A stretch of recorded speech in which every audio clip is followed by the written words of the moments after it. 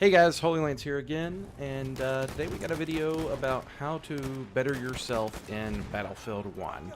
Now I know there's some other videos out there that kind of cover this topic, but I want to put my 2 cents in because I feel like I'm important and that I should be able to do these things. So anyway, first thing we're going to be talking about is playing the objectives. This may seem like something that's extremely simple, but apparently people don't understand the concept that Battlefield is not a deathmatch game. It is a objective-based game. Out of all the game modes, there's only one that revolves around just straight killing people.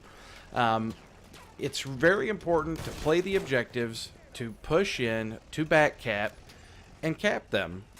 Your KDR at the end of the game, if you'll see, there's a lot of times I pull up the scoreboard while I'm playing, and you'll notice that there are people with significantly better KDR than me. I very rarely, I normally come out positive, but I'm not good. Normally I'll be like, I could be 23 and 19, but I'll be in the top 5 on the scoreboard, and that's because I play the objectives. I'm getting out there, getting in the cap point, and getting significantly more points. Battlefield will reward you more for playing the objective than it will for getting a ton of kills. The only time that I hardly ever see anyone above me with a ton of kills is when they have an absolute crap ton of them. And we're talking like 63 and 5. They have to have a significantly high KDR. Now I understand that a lot of you want to have that high KDR because it's cool, and you're looking for tips on how can I be more accurate, how can I get more kills. That will come with time. The more you play this game, those things will come with time. My KDR has improved significantly over the years compared to what it used to be when I was playing, Battlefield 2. That is a skill that you develop with time and with just practice and repetitiveness. But you need to start with the basics. You need to start with capping those points and playing the objectives. So tip number 2, play your strengths. So play your objectives, now we're going to play our strengths. What I mean by that is play a class that you're good at or that you understand how to play. I cannot tell you how many times I have seen people play as the recon/sniper class and their KDR is like 4 and 20. Please don't do this. You are killing my soul. Every time you do this, a puppy and a kitten murder each other. It drives me insane. I cannot stand it. How recon is meant to be played, it's meant to be played like a support class. You can sit back on a hill, you can sit back on a hill and snipe all day, but you need to make sure that you're good at it, that you're accurate. That is a class where KDR does matter. That's what they're there for. They're there to suppress the enemy and to give you cover. And if they're not hitting things and killing them, then they are absolutely pointless. Do not play this class unless you are very accurate and can get that high KDR. Now, with time, you can get better playing other classes. Play support, play assault. And as your accuracy gets better in those classes, then maybe upgrade and try marksman out.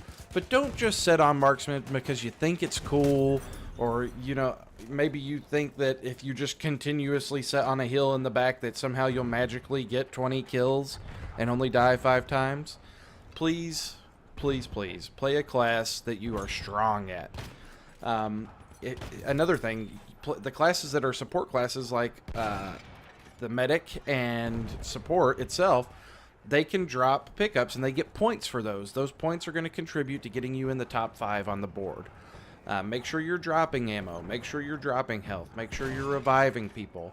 These things are just little bonus points that there's no reason not to use them if you're playing those classes.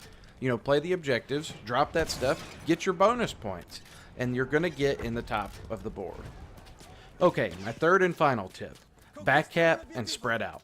Now what I mean by spread out, let's say you have 3 objectives, A, B, and C, and you notice that your entire team is stacked up on B. They're right in the middle between the 3 points and your entire team is there. Don't go there and join in on the fun. Now, if you're defending the line, you're holding a line, preventing, and you have A and B, so you have the majority of the cap points, that's fine and dandy. But if you notice that a couple guys sneak past and start backcapping you, get out of there and go take that objective back. Because if you do not, I promise you, do not depend on the majority of your team to do these things. Like I said, the majority of people I see out there, they're here for the KDR. Don't depend on them for anything. You're the one that's going to win this for your team. You're the one that's going to get in the top 5. That's how you have to look at it in order to be good. That's what you have to do. Now, backcapping, same thing. You have 3 objectives, and both teams are fighting over C.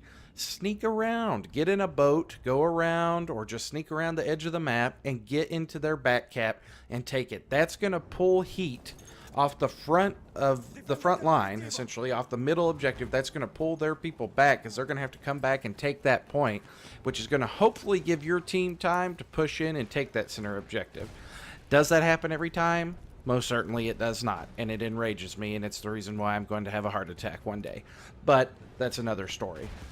You do your job, get in, get the back cap, pull the heat off the center objective, and just hope that your team will take the middle objective.